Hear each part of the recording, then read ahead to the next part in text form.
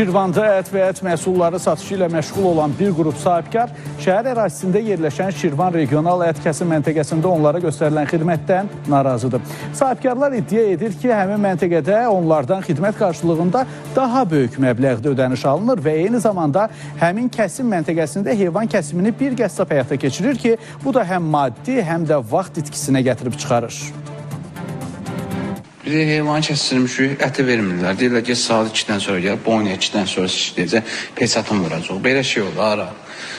İllərdir ət satışı ilə məşğul olan sahibkar Əlimərdan Nərmanov deyir ki, Qida Təhlükəsizliyi Agentliyinin qoyduğu qaydaya görə heyvanları ət kəsim məntəqələrində kəsmək məcburiyyətindədirlər. Əks halda cərmələnəcəklər. Lakin sözü gedən ət kəsim məntəqəsinin fəaliyyətindən də narazıdırlar. Şikayətlər müxtəlifdir. Qida Təhlükəsizliyindən həkimlər 2 gündən bir gəlirlər ki, bizə ki, sizə 1500 manat bir cərmə yazıb, indi deyir 4000 manat cərmə yazacağım, heyvanı burada gətirib kəsməsiniz. Oraya gedirik, orada heç bir şəraiti yox, qəssabı yox. Heyvan qalır gün ortaya kimi orada ət yiyir, qalır bizə sırıyır. Heyvan kəsdiyimiz ətdə yaman günə qoyurlar. Tək qəssablığı, o deməli deyir ki, saat 2-də gəl.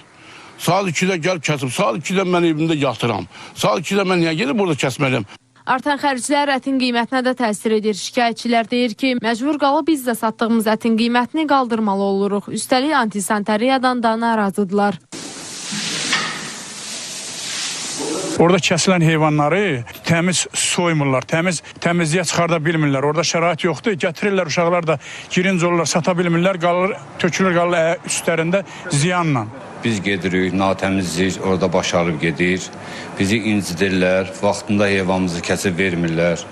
Sahibkarları narahat edən problemə aydınlıq gətirmək üçün Şirvan regional ət kəsim məntəqəsinə yollandıq. Məlum oldu ki, məntəqənin iş qrafiki gecə saat 00:00-dan səhər saat 08:00-dəkdir. Məntəqənin rəsmisi İsmail Tərlanov sahibkarların iddiaları ilə bağlı hüquq mühafizə orqanlarına və Azərbaycan Qida Təhlükəsizliyi Agentliyinə müraciət etmələrini bildirib. Bütün təşkilatlara çox verməliyəm.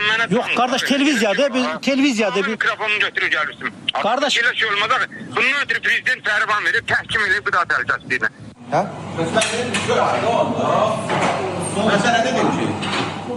Məsələ ilə bağlı Qida Təhlükəsizliyi Agentliyindən bildirildi ki, nöqsanlar aşkarlanmış heyvan kəsim məntəqələri ilə bağlı tədbirlər görülür. Şirvanda ət kəsim məntəqəsi ilə bağlı daxil olan müraciət əsasında məsələ Agentliyin Şirvan Salyan regional bölməsi tərəfindən nəzarətə götürülüb. Məsələ araşdırılaraq qanuna müvafiq tədbirlərin görülməsi təmin olunacaq. Yaqub Mehdoğlu, Diana Cəlali, Vüqar.